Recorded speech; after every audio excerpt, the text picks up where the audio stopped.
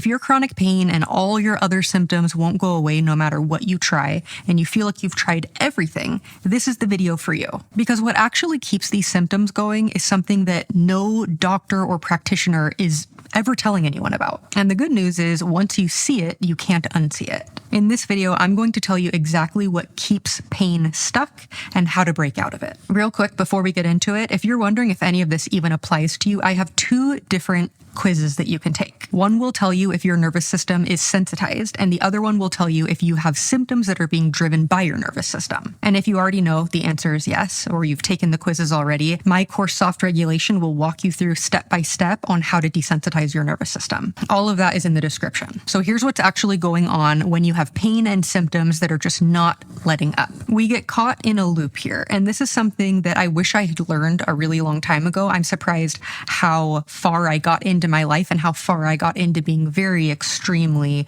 full body symptomatic without ever being told about the loop that keeps us in the symptoms. Something that is imperative for you to know is that symptoms cause fear. That's probably not a surprise to you. You're probably like, duh.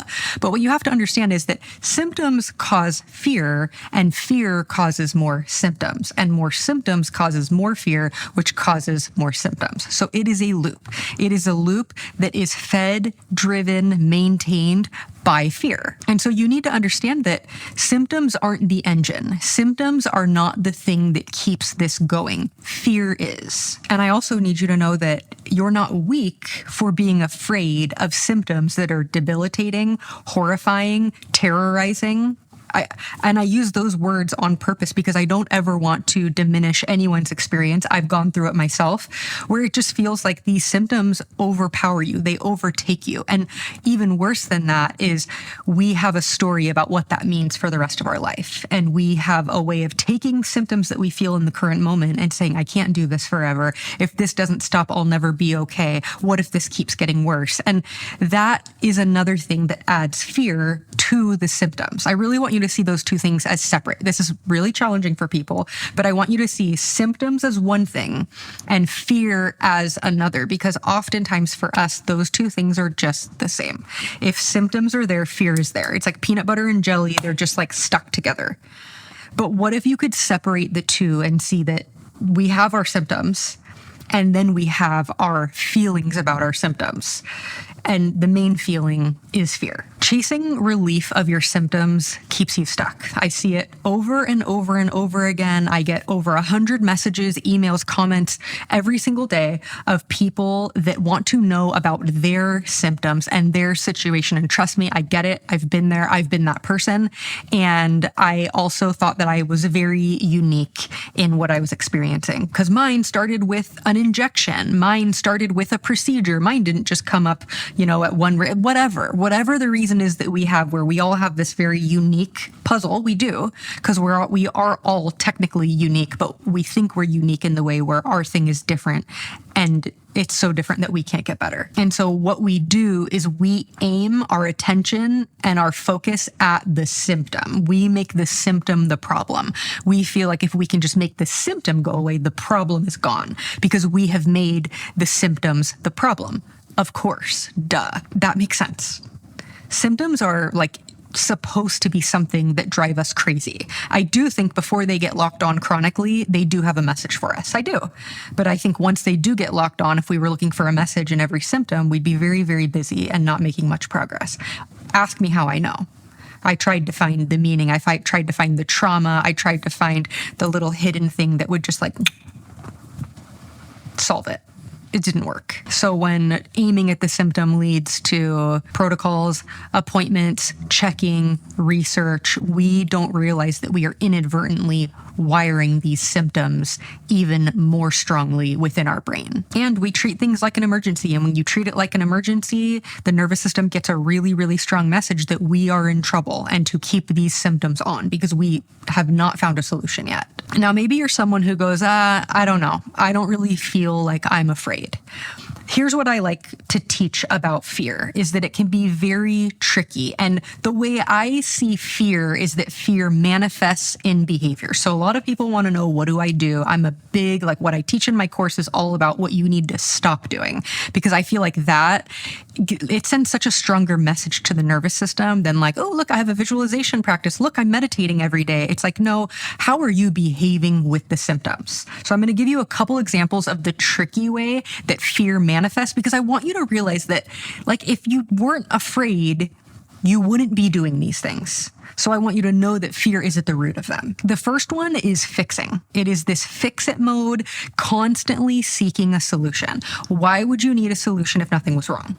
You wouldn't. So seeking a solution so desperately gives a message to the nervous system. It is one way that our fear manifests in physical form. Like if I was watching you in your house, I would see what you were doing. I would see that you are seeking a solution to make the symptoms go away. I will encourage you guys over and over again, like if that is the main thing driving everything you're doing, even watching my videos, even going through my course, if that is the main focus, until it's not, you're very unlikely to make progress, because we have to take it deeper from, I'm not trying to get rid of the symptoms. I'm trying to retrain the alarm system in my nervous system that is cranked up so high right now that it thinks I'm in danger all the time. That's the goal. The goal is to retrain the sensitized danger alarm. The second one is focusing. Putting a lot of focus on our symptoms, putting a lot of focus on our body, monitoring, watching, keeping an eye on it. If you're like me and you resonate with the content that I create, you can't stop looking at your body. Something I talk about constantly. I was so stuck in this loop of, I would feel a symptom, I would have fear, it would send a punch to my gut, and then I would focus on the symptom, and then I would feel fear. And I could feel that loop in my body, going from the pain to my thoughts about the pain to the gut punch, to the pain, to the thoughts about the pain, to the gut, the literal loop in my body. I could feel it. And like I said, once you see it, you can't unsee it. That doesn't mean you're going to wiggle out of it immediately. Everything I'm talking about in this video sounds very simple. Stop fixing it. Stop focusing on it. When push comes to shove, it feels impossible to do. I'm not going to sugarcoat that, because it is. I've been there. It felt like someone was asking me to do just like the literal impossible. But just because it feels impossible doesn't mean it is impossible. I have another video about that. The next one is really sneaky, and it's being frustrated about your symptoms. It's like really angry. People will be like, well, I'm not afraid of it. I'm just pissed off. Like, why isn't it gone yet? Why is it still here? I feel like I've tried so much. Like, that is still the same thing. We're still having these emotions about what we're feeling. And it's okay to get frustrated sometimes. I really think what makes the difference here with all of these things is how long you stay there, how long you stay in that energy, where you notice that you're focusing. Do you keep doing that, or do you pull your attention away from that? The next one is figuring it out. Why did it go up? Why did it go down? What did I do? What do I need to stop doing? What should I start doing again? And that is very mental. It's very ruminating. It just kind of loops in your brain. I do think we have an outward loop that looks like behavior, but I also believe we have an inward loop that is just the rumination. And it normally looks like constantly trying to figure it out. Should I do this? Should I do that? Well, what if I mess it up? Well, what if I'm not doing it right? What if I'm wasting time? And we have to get really comfortable allowing those thoughts to be there. The thing is, all four of those examples are just fear. They are fear in different outfits. They are fear presenting in different ways. And they feel productive. Did you notice everything I mentioned like had you really busy? It's like, oh, I'm going to figure it out. I'm going to focus on it. I'm going to find a solution. All of those things make us feel like I'm in it to win it. I'm going to get to the bottom of this. Feels very productive.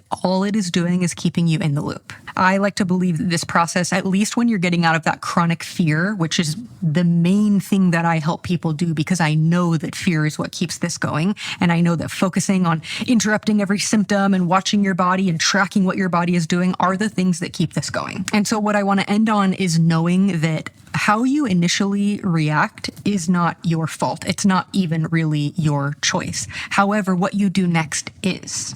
And that's what I was talking about earlier, about the energy with which you bring to when you notice you're in these patterns. What do? Are you able to pull your attention away and say, oh, I notice I'm doing something that feeds the loop? Because what you'll find is that survival part of your brain thinks doing something about this is the most important thing in that moment. And that is what is hard to override. The fear is going to fire on its own.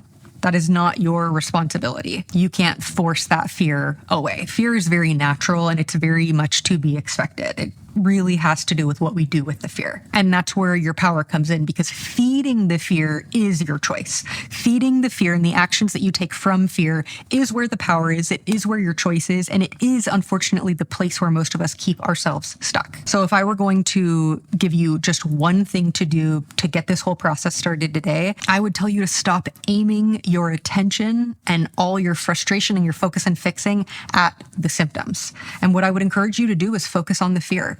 In what ways can you decrease the fear even 10, 20%? And remember, the main way that I ask people to do that is initially behaviorally. So that is something tangible that you can do because it's what you stop doing. Can you feel what you're feeling without reaching for your phone and looking something up?